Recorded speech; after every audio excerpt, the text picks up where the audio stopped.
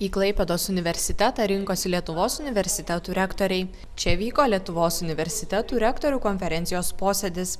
Jam pirmininkavo Lietuvos universitetų rektorių konferencijos prezidentas, Kauno technologijos universiteto rektorius, profesorius habilituotas daktaras Petras Baršauskas. Pastarojo teigimu, posėdyje aptarti itin svarbūs klausimai.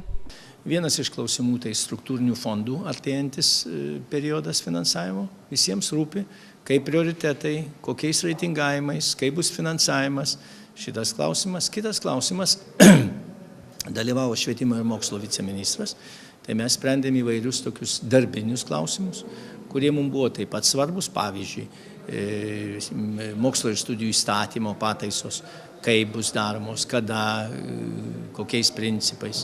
Toliau kitų einamųjų klausimų, tokių kaip tikslinio finansavimo, tokių kaip artėjančio stojimo 15-16 metų ir taip toliau ir taip toliau.